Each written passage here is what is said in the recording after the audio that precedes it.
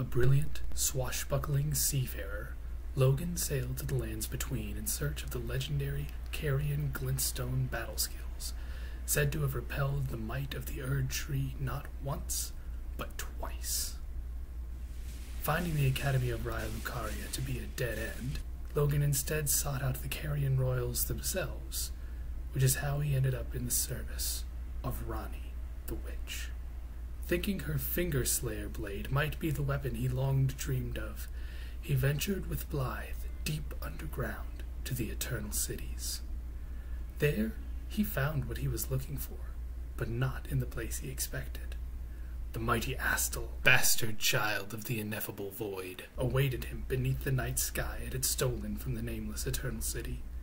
He slew it and claimed its wing for his own. This he had fashioned into a weapon by Iji, a blade befitting of a sage.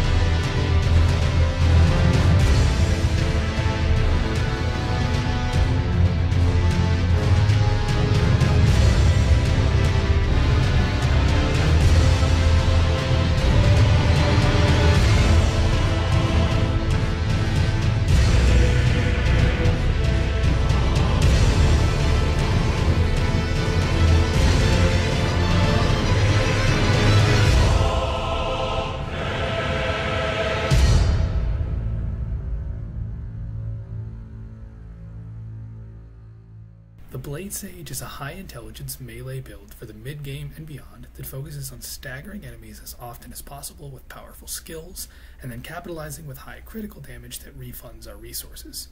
Chaining Glintblade Phalanx into the Wing of Astal's unique weapon skill Nebula deals an absolutely ridiculous amount of stance damage, often enough to stun any enemy or even boss in just one combo.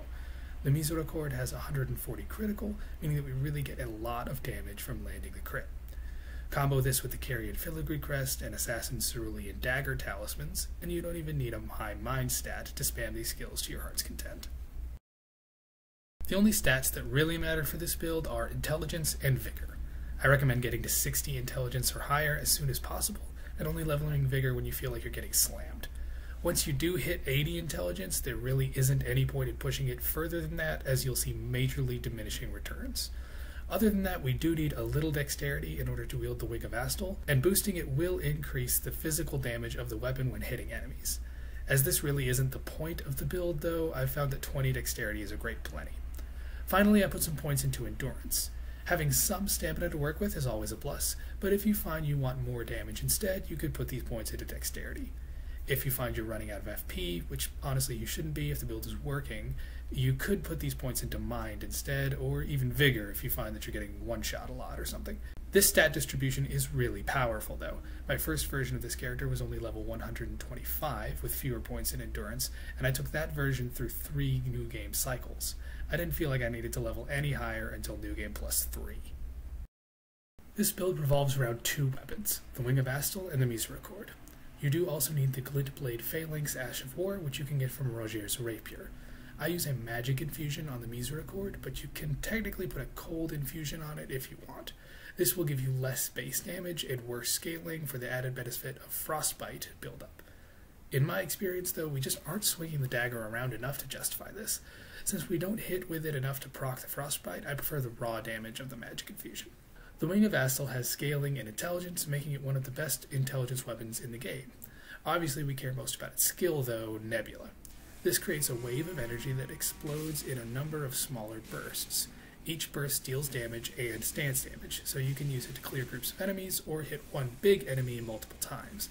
The Wing also has a unique heavy attack that shoots out a beam of pure magic energy for 0 FP. This allows us to get some distance from enemies and safely charge up heavy attacks for even more stance damage. For the offhand, I've chosen to use a cold falchion with the Chilling Mist Ash of War.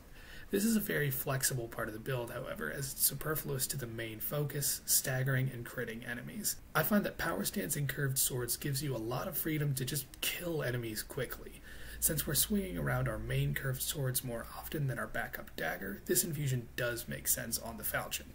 And I chose the falchion as it gets B scaling in intelligence with a cold infusion, making it actually one of the best intelligence curved swords in the game. Chilling Mist gives us even more frostbite buildup, but there are a ton of other good Ashes of War you could use here. Any standard, keen, heavy, or quality Ash that strikes your fancy is a good option, particularly if they hit multiple times, like Spinning Slash or Sword Dance, as this will help you proc Frostbite faster. Any magic or cold Ash is also worth considering. Spinning Weapon is great for proccing Frostbite, Carrion Grandeur does a lot of stance damage, and Hoarfrost Stomp isn't what it used to be, but it's still very good. You could also switch out the falchion. Any curved sword will let you get the power stance moveset. If you take this game into New Game Plus, a second wing of Astal is obviously a good choice. You can't beat it for raw damage. The Scavenger's curved sword is also a good option. It has worse base damage and scaling than the falchion, but has innate blood loss buildup, making it especially good against enemies with a lot of health. Personally, I don't care for the way it looks though, so I'm sticking with the falchion.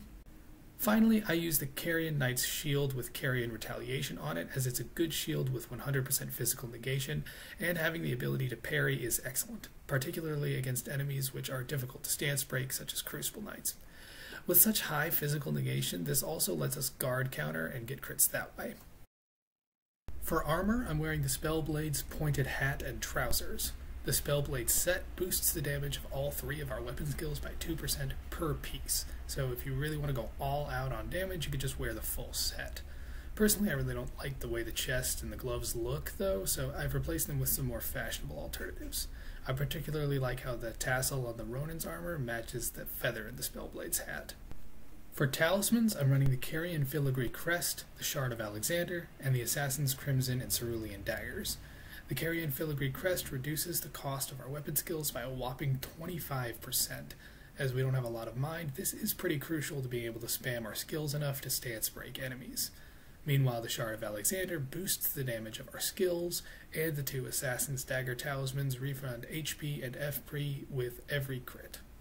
The amount of health and focus you get back with these two, particularly against larger enemies, means that you can often get away with clearing huge swaths of content without ever even using a flask.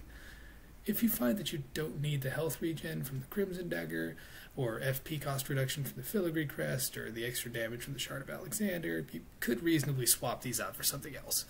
Some talismans to consider are the Dagger Talisman, which boosts critical damage, and the Magic Scorpion Charm, which boosts magic damage. Before you get to 80 intelligence, you could also consider Marika's Scarseal or the Stargazer's Heirloom. At 80 intelligence, though, it's really not worth it. You'll get much more mileage out of something else. Finally, our Flask of Wondrous Physick uses the Magic Shrouding Cracked Crystal Tier, which boosts our magic damage, and the Stone Barbed Cracked Crystal Tier, which increases our chance to stance break. The magic boost lasts for 3 minutes, which is kind of insane, but the stance boost only lasts for 30 seconds. I find this to be most useful if used right before a boss fight, or sometimes right in the middle of a boss fight. If you open with the Flask into Glintblade Phalanx, into Nebula, you could almost always get a crit right away. Against some enemies who have tougher second phases, I sometimes wait until the second phase triggers, then pop the Flask in order to benefit from the stance boost when it matters more. The trade-off there is that you aren't getting the magic damage boost during any of the first phase, so, pick your poison.